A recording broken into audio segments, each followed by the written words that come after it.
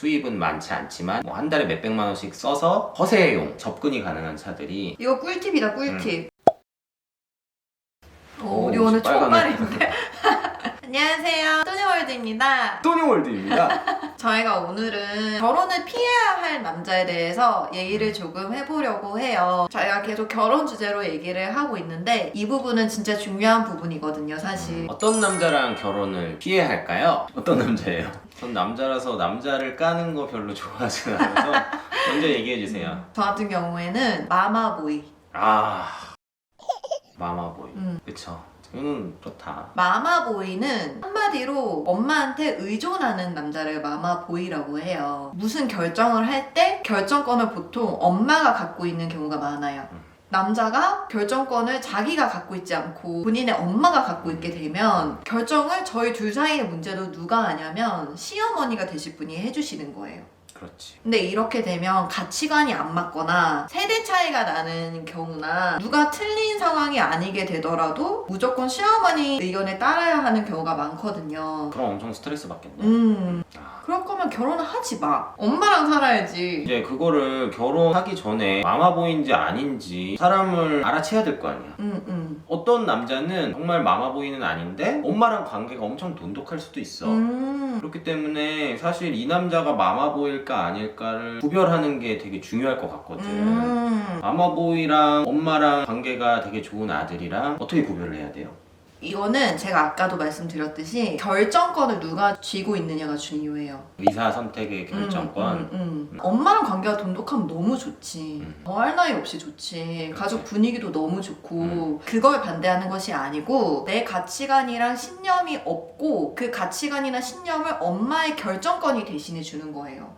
그렇게 계속 결정을 해주는 사람이 따로 있으니까 자꾸 의존하게 되잖아요. 그렇게 되면 내가 알맹이가 없는 사람이 되거든요. 그게 차이인 것 같아. 저는 마마보이인가요? 나 생각났어. 술 마실 때 빈번하게 연락이 잘 안 되는 사람. 최악이야. 남자가 뭐 여자친구가 있는 가운데에서 술 마신데 연락을 못한다.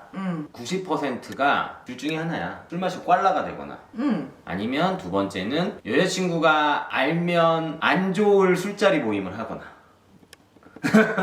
제가 봤을 때 둘 중에 하나입니다. 거의 그래요. 아니 안 그런 경우도 있어요. 지난주에도 술자리 있는데 지난주에도 연락이 안 됐고 이번 주에도 술 마신다는데 이번 주에도 연락이 안 돼. 그리고 다음날 아침에 나 어제 너무 피곤해서 연락을 못했어. 기억이 안 나서 뭐 연락이 못했어. 그래서 이런 게 좀 빈번한 사람들은 결혼을 피하시는 게 좋아요.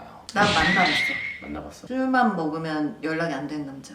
꽐라가 될 때까지 술을 먹는 거지 거의. 근데 정말 안 좋은 게 뭐냐면 이게 그 사람이 명백히 잘못하는 거잖아. 그러다 보니까 계속 미안하다고 하는 거지 나한테. 근데 남자도 자존심이 있지. 맨날 미안하다고 해봐. 자기도 기분이 좋겠어? 맨날 똑같아. 기다리고 미안해하고. 안 미안해할 수도 있어. 다른 짓을 할 수도 있어. 그리고 그 유부남들 중에서도 그런 사람들이 있어요. 아예 나는 사업 목적으로 술자리를 한다. 그래서 절대 중간중간에 연락을 하거나 할 수가 없다. 이미 와이프한테 선포를 해놓고 좋은 데를 많이 가는 유부남들을 되게 많이 봤어요. 중간에 연락을 받으면 술 마시는 여자 목소리가 들린다거나 그럴 수 있으니까 아예 그냥 차단을 해놓는 거지. 나는 오늘 술자리에서 연락이 하면 안 된다. 왜냐? 난 중요한 사업을 목적으로 만나는 사람이기 때문에 이 사람의 심기를 불편하게 해서는 안 된다. 너가 전화하면 난 망하는 거다. 뭐 약간 근데 사실 그런 자리라는 건 거의 없다고 보시면 되고요. 그 나를 사랑하는 남자면 내가 술 마실 때 연락이 안 됐을 때 여자분이 엄청 걱정할 거라는 거를 알아요. 그러니까 연락을 안 할 수가 없어. 물론 이번에 1차 왔어, 이번에 2차 갔어, 이번에 안주는 못 시켜서 계속 연락하라는 게 아니라 그래서 중간중간 난 무사히 술을 잘 마시고 있다라는 뭐 카톡 한마디라 뭐 중간에 화장실 갔을 때 전화할 수 있잖아. 사랑하는 사람에 대한 배려야. 걱정할 거 아니야. 그렇기 때문에 술 마실 때 연락이 안 된다. 근데 이게 너무 많이 반복이 된다 하면 좀 거르시는 게 좋을 것 같아요. 또 어떤 어떤 년? 또 어떤 남자가 결혼을 하면 별로 안 좋을 것 같아요? 난 가부장적인 사람. 아, 가부장적이라는 거는 이제 모든 게 약간 남자 위주로 돌아가야 하는 그런 걸 말하는 거죠? 강행하는 남자지. 아, 그냥 자기 주장을 좀 강행하는? 근데 그 이유가 나는 이런 남자야. 원래 이런 남자였어. 우리 아빠도 이러고 우리 할아버지도 이러고 우리 증조 할아버지도 이러고 우리 초고조 증조 할아버지도 이런 사람이야. 고조할아버지가 굉장히 오래 사셨나봐요. 그런 걸 어떻게 알지? 그런 사람인 거죠. 그러니까 나는 원래 이런 사람이니까 너는 나의 결정을 따라야 해. 그게 자기가 알고 있는 전문 분야에서의 선택뿐만 아니라 일반적인 가사 일이나 이런 거나 데이트를 하는데 의사결정을 하는 데 있어서도 다 자기 방식대로만 해야 한다. 원래 그런 사람일 수도 있죠. 그렇지. 집에서 가정 환경이 그럴 수 있잖아. 하지만 나랑 연애를 하기로 했잖아. 그러면 새로운 관계가 형성이 되는 거거든요. 새로운 관계에서 저의 입지를 존중해 주는 것이 아니고 본인의 원래 그랬던 그런 면모들을 더 우선순위에 두고 더 중요하게 생각을 하는 거거든요. 그러면은 가부장적인 남자는 나쁜 남자랑 좀 다른 거야. 여자들이 나쁜 남자 좋아하잖아. 나쁜 남자는 남자들이 생각하는 나쁜 남자의 이미지는 오토바이 막 타고 막 야성미 뿜뿜뿜 이런 게 나쁜 남자 이미지잖아요. 나쁜 남자는 대부분 어떤 사람을 나쁜 남자라고 하냐면 여자 마음을 잘 읽어서 그거를 이용할 줄 아는 남자가 나쁜 남자예요. 아, 그냥 자기 멋대로 막 하는 게 나쁜 남자가 아니구만. 그렇죠. 예를 들면 쉽게 여자를 따먹고 버리는 거지. 아니 뭐 여자가 과일이야? 그런 용어를 쓰는 거지. 남자들 사이에서. 근데 가부장적인 거랑 굉장히 다르죠. 그래서 가부장적인 남자는 진짜 피해야 할 것 같아요. 그런 사람은 고쳐지지도 않아요. 초고조 증조 할아버지도 가부장적이었다는데 그걸 내가 어떻게 고쳤을 거야. 그러네. 또 하나 막 생각이 든 건데 수입 대비 고가의 외제차를 타는 사람들은 사실 좀 피하는 게 좋지 않을까. 항상 하는 얘기지만 그런 모든 사람이 다 나쁜 사람이라는 건 아니에요. 그냥 확률상 그럴 가능성이 좀 높아 보인다. 제가 살아보니까. 근데 고가의 차량이라고 하면은 너무 모호한 거 아니야? 아, 그렇지. 하긴 요새 외제차 점유율이 굉장히 높아졌고 또 저렴한 외제차도 많이 나오니까 웬만한 외제차 몬다고 해서 뭐 이게 허세가 있다고 볼 수는 없어. 제가 이제 생각하는 기준은 보통 이제 결혼을 고민하는 사람들이 20대 30대잖아. 뭐 정말 완전 부자야. 손흥민처럼 1년에 돈을 막 몇십억씩 벌어. 그런 사람은 제외하고 평균적인 월급 생활자인데 많이 버는 사람이 한 500 내외 되지 않을까 실수령에? 그 그치. 나이 때는 좀 많이 번다는 사람이 근데 막 차를 1억 이상의 외제차를 몰아요.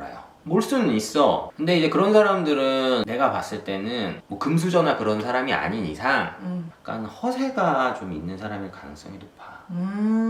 소득 대비 과도하게 이제 차에 돈을 쓰는 거야. 수입은 많지 않지만 뭐 한 달에 몇백만 원씩 써서 허세용 접근이 가능한 차들이 이거 꿀팁이다, 꿀팁. 1억 이상 되는 차가 뭐가 있냐면 마세라티 기블리. 내가 좋아하는 차. 마세라티 기블리를 20대가 몰고 다닌다. 근데 금수저가 아니야. 그리고 그렇게 뭐 사업부로 성공한 사람도 아니야. 조금 의심해볼 만하고 박스터. 그것도 내가 좋아하는 차. 약간 실용성이 떨어지면서 비싼 차. 물론 결혼해서 정신 차리고 차 팔고 열심히 돈 모아서 이제 가정 경제를 생각해서 하려는 사람도 있기야 하겠지만 그러면 자기가 좋아하는 걸 못 하잖아요. 자기는 좋은 차 타고 다니면서 과시하고 다니고 이래야 되는데 이제 그게 안 되니까 남자도 불행하고 그 여자도 불행하고 다 불행해지겠지.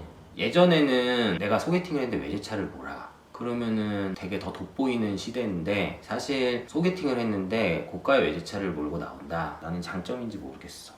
나도. 그런 사람을 조금 유심히 봐야 될 것 같아요. 부자들만 외제차를 살 수 있는 게 아니에요. 무리해서 누구든지 살 수 있어요. 누구든지. 아 근데 이제 그거는 있어요. 확실히 진짜 고가의 슈퍼카를 모는 사람은 그럼 월급 생활자가 절대 살 수 없어요. 슈퍼패스트, 911 터보 이런 거 모는 사람은 꼭 잡으십시오.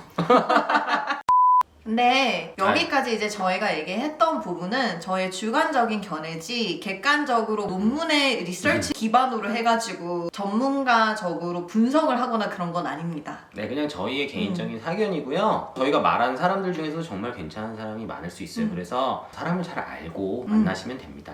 네, 여기까지 또뇨월드가 정리한 결혼을 피해야 할 남자였습니다. 오늘도 끝까지 시청해주신 또뇨월드 구독자 여러분 감사합니다. 감사합니다. 안녕. 박스터 오너들하고 기블리 오너들한테 맞는 거 아니야? 찾아온다 이제. 그냥 예를 들려다 보니까 한 거고요. 제가 그 차들을 싫어하는 건 아닙니다. 죄송합니다. 오빠 나는 박스터 사라 그랬었잖아 예전에. 아니, 저걸 피해야 할 남자지. 여자들은 나는 박스터 타는 여자들 매력적으로 보이더라고.